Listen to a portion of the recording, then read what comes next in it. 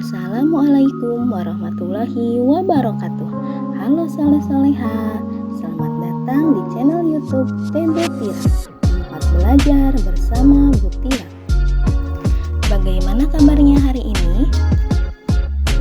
Alhamdulillah, luar biasa, tetap semangat, Allahu Akbar.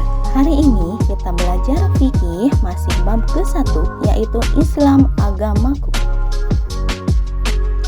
Namun, pada pertemuan ini, Ibu akan menceritakan sebuah kisah teladan dari Uwais Al-Qarni. Ada yang sudah tahu siapakah Uwais Al-Qarni itu?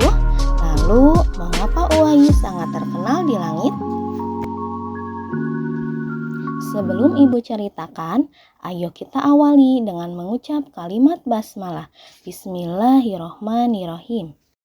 Ayo anak-anak, kita membaca doa sebelum belajar.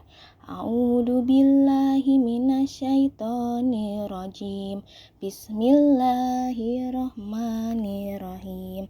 Raditu billahi robba wa bil islami dinna wa bi Muhammadin nabiyya wa rasula.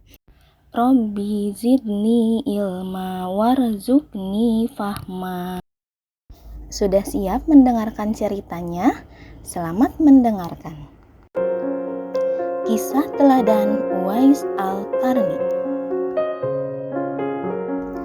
Dikisahkan di sebuah negeri bernama Yaman, hiduplah seorang pemuda yang bernama Uwais Al-Qarni. Sehari-hari ia menggembala domba. Allah Subhanahu wa Ta'ala memberikan penyakit kulit kepadanya, yaitu bulatan-bulatan putih yang ada di sekujur tubuhnya. Karena penyakitnya itu, seringkali penduduk sekitar menghina dan mengejek Uwais Al-Qarni. Namun, meskipun seperti itu, Uwais adalah pemuda yang sangat soleh dan berbakti kepada ibunya. Sehari-hari, Uwais tinggal bersama ibunya yang sudah tua. Ibu Uwais juga mengalami lumpuh. Meskipun demikian, Uwais sangat mencintai, berbakti, serta merawat ibunya dengan penuh kasih sayang. Suatu hari, Ibu Uwais berkata, "Wahai anakku, mungkin aku tidak akan lama lagi tinggal denganmu. Aku ingin sekali pergi menunaikan ibadah haji." Mendengar perkataan ibunya, Uwais sangat terharu dan ingin sekali mengabulkan permintaan ibunya itu. Namun, jarak Yaman dan Mekah sangat jauh. Keadaan ibunya yang lumpuh dan biaya yang kekurangan membuat Uwais berpikir keras. Kemudian, dibelilah seekor anak lembu dan membuatkan kandang di atas bukit. Setiap hari, Uwais harus naik turun bukit untuk menggendong anak lembu. Karena perbuatannya itu, penduduk sekitar mengira bahwa Uwais sudah gila. Setiap hari, Uwais menggendong anak lembu tersebut. Semakin besar lembu itu, semakin besar pula tenaga yang harus dikeluarkan oleh Uwais. Namun, karena setiap hari latihan, maka beban itu tidak terasa lagi. Setelah musim haji tiba, Uwais menggendong ibunya dari negeri Yaman ke Mekah. Penduduk sekitar barulah tahu bahwa tujuan Uwais menggendong lembu selama ini yaitu untuk melatih otot-ototnya menggendong ibunya pergi ke Mekah. Subhanallah, alangkah besar cinta Uwais pada ibunya.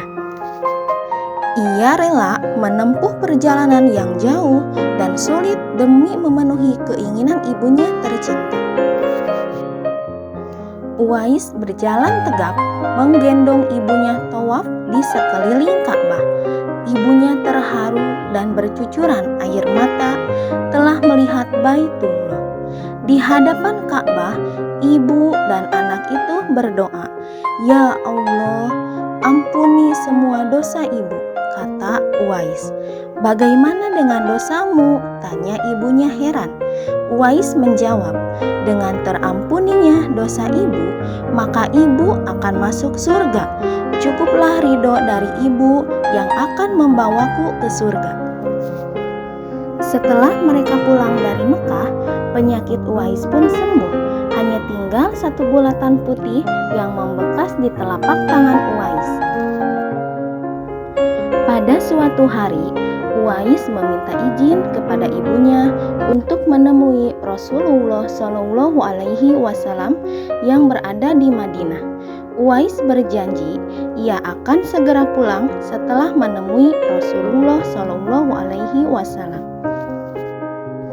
Ibu Uwais sangat mengerti kecintaan Uwais pada Rasulullah Shallallahu Alaihi Wasallam, sehingga ibunya berkata, "Pergilah menemui Rasulullah Shallallahu Alaihi Wasallam, kemudian segeralah pulang." Setelah mendapatkan izin dari ibunya, Uwais sangat gembira dan segera berangkat ke Madinah untuk menemui Rasulullah Shallallahu Alaihi Wasallam. Setelah sampai ke Madinah, Uwais bertemu dengan Aisyah, putri Rasulullah Shallallahu Alaihi Wasallam. Rasulullah sedang tidak ada di rumah karena beliau sedang berperang. Mendengar berita itu, Uwais sangat bersedih. Namun di sisi lain, Uwais juga berpikir tentang keadaan ibunya yang sedang sakit dan sendirian di rumah.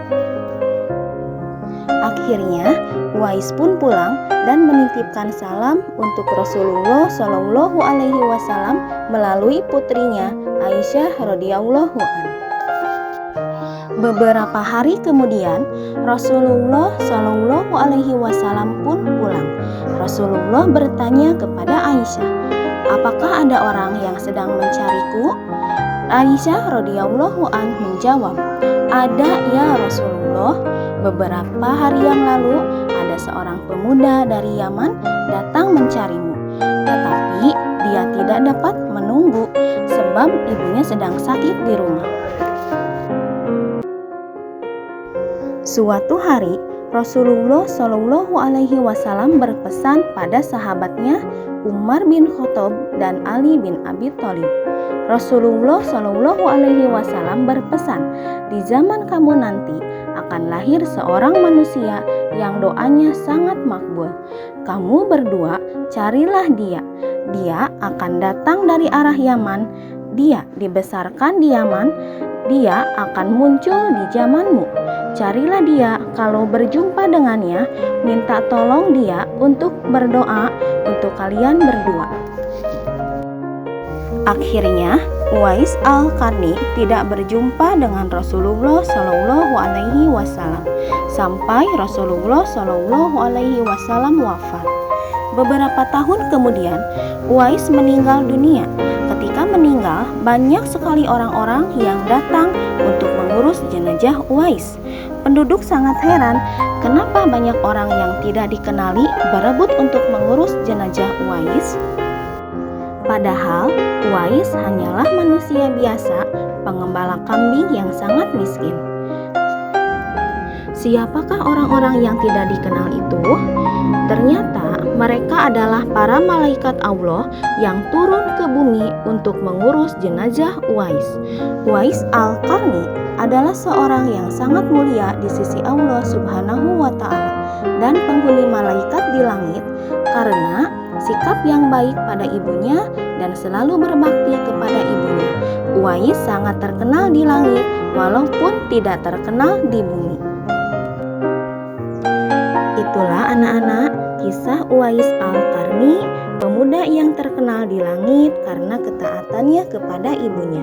Allah Subhanahu wa Ta'ala meninggikan derajatnya. Hikmah atau apa yang bisa kita petik dari cerita ini, yaitu bahwa kita harus berbakti kepada orang tua. Sayangilah kedua orang tuamu, ya. Jangan lupa untuk berdoa, ya. Kemudian selalu berbakti kepada orang tua. Alhamdulillah, untuk materi fikih hari ini sudah selesai. Mari kita berdoa sesudah belajar. Allahumma arinal haqqo haqqan warzuqna tiba'ah wa arinal batilah batilah warzuqna tinabah. Sekian materi untuk hari ini. Mudah-mudahan anak-anak bisa mengerti materinya. Terima kasih. Wassalamualaikum warahmatullahi wabarakatuh.